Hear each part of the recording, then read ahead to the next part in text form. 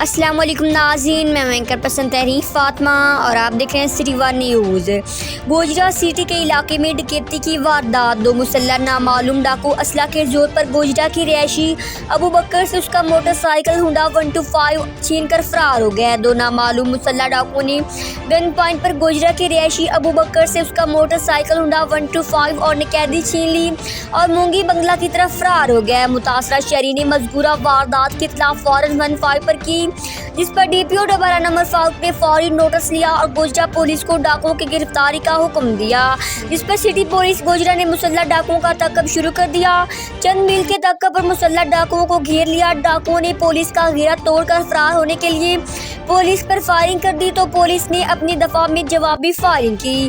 Firing رکنے پر police نے search operation کیا تو فصلوں میں ایک ڈاکو زخمی حالت میں چھپے گرفتار کر لیا۔